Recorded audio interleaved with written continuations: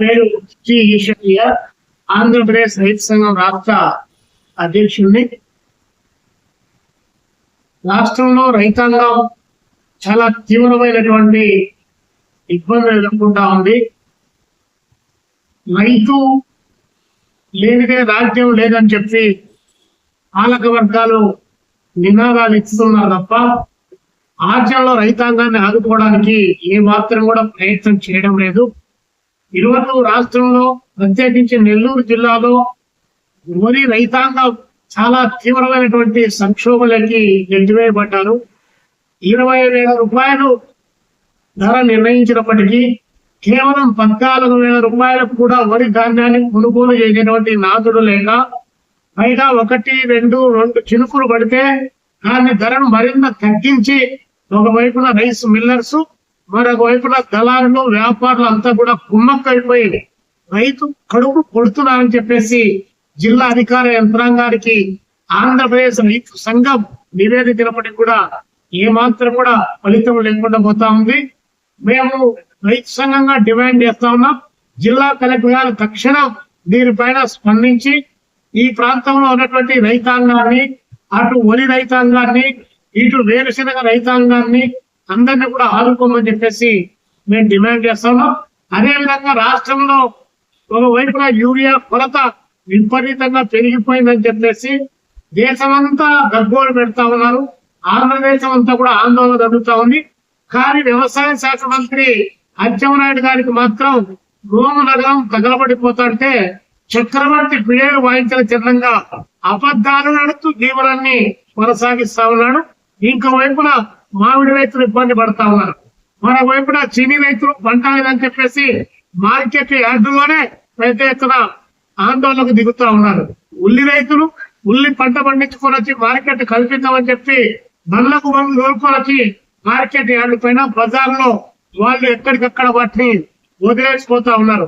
ఒక్కటేంటి, ఆంధ్రదేశంలో ఉన్నటువంటి ఉద్యానవన పంటలు మొదలుకొని ఆకుకూరలు, కాయగూరలు మొదలుకొని తమలపాకులు మొదలుకొని అన్ని రకాల రైతాంగం చాలా తీవ్రమైనటువంటి ఆవేదన చెందుతా ఉంది.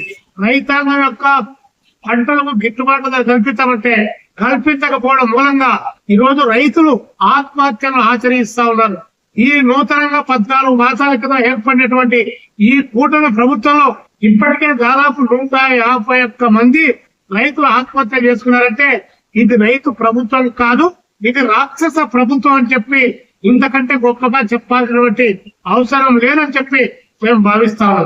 అదేవిధంగా రైతాంగానికి ఖరీఫ్ సీజన్ లో, రబీ సీజన్ లో మా ప్రభుత్వ అధికారంలోకి వస్తే 20,000 రూపాయలు ఆర్థిక సహాయం చేస్తామని చెప్పి ప్రకటించారు.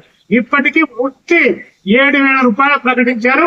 4వ సీజన్ వచ్చింది, ఖరీఫ్ పోయింది, రబీ పోయింది, మళ్ళీ ఖరీఫ్ పోయింది, మళ్ళీ రబీ సీజన్ వచ్చింది. అయినా రైతులకు ఇస్తామన్నటువంటి మొదటి సంవత్సరం 20,000లోనే 7,000 ఇచ్చి చేతులు దులుపుకున్నటువంటి పరిస్థితి చంద్రబాబు నాయుడు గారు కూటమి ప్రభుత్వం ముందు ఇది ఉంది. కాబట్టి ఇది రైతాంగ వ్యతిరేక ప్రభుత్వం అని చెప్పి చెప్పక తప్పదు. అదేవిధంగా రైతాంగాన్ని ఆదుకుంటాం, మేము అధికారంలోకి వస్తే విద్యుత్ ఛార్జీలు అస్సలు పెంచమని చెప్పారు.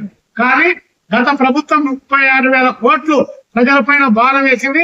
మీ మోటార్లకు ఎవరైనా కూడా స్మార్ట్ మీటర్లు బిగిస్తే పగలగొట్టమని చెప్పేసి అబ్బా కొడుకు నెత్తి నోరు పెట్టుకొని ఊరూరు తిరుగుతా ప్రకటించారు. ఈ రోజు ఈ కూటమి ప్రభుత్వం ఎంత దుర్మార్గంగా వ్యవహరిస్తా ఉంది. మీరు వచ్చి కూడా మళ్ళీ స్మార్ట్ మీటర్లు బిగిస్తా ఉన్నారు. రైతాంగాన్ని కరెంటు ఛార్జీలు పెంచారు, రూవాక్ ఛార్జీలు పెంచారు. రూవాక్ ఛార్జీలు, కరెంటు ఛార్జీలు ఇవి సరిపోయిన స్మార్ట్ మీటర్లు అని చెప్పి ఇప్పుడు పీక్ అవర్ ను దృష్టిలో పెట్టుకుని ఎప్పటికీ గంటకు ఛార్జీలు పెంచేటువంటి విధానానికి శ్రీకారం చుట్టి ఇప్పటికే దాదాపు 15,000 కోట్ల రూపాయలు ప్రజలపైన భారాలు వేశారు. కాబట్టి ఇది ప్రభుత్వం ఖచ్చితంగా చంద్రబాబు నాయుడు గారు విద్యుత్ ఛార్జీలు రోల్ బ్యాక్ చేయాలని చెప్పేసి మేము డిమాండ్ చేస్తున్నాం. అదే సందర్భంలోనే అన్ని రకాల వరి రైతులు వదులుకొని అన్ని రకాల రైతాంగాన్ని ఆదుకోమని చెప్పి మేము డిమాండ్ ఇస్తాం. ఒకవైపు ప్రాజెక్టులు కడతామని చెప్తున్నారు. ఆ ప్రాజెక్టులు 4 దశాబ్దాలైనా కూడా పూర్తి కానటువంటి పరిస్థితి కళ్ళ ముందు కనిపిస్తుంది.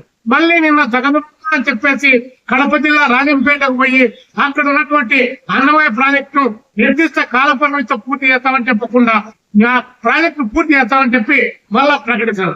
కాలేరు నగిరి ప్రాజెక్టు ఎప్పుడు ఎన్టీ రామారావు ఎన్ని సంవత్సరాలైంది? 4 దశాబ్దాలైంది.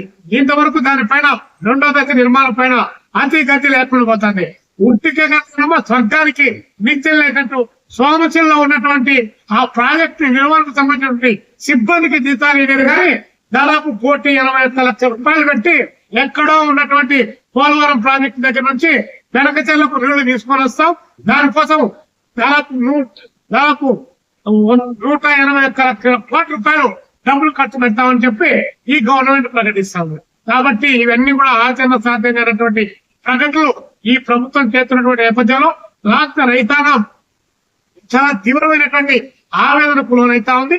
కాబట్టి రైతాంగం పోరాటాలకు సిద్ధం కాకముందే ఈ ప్రభుత్వం మేల్కొని రైతాంగాన్ని ఆదుకోవాలని చెప్పి ఈ సందర్భంగా డిమాండ్ చేస్తాం.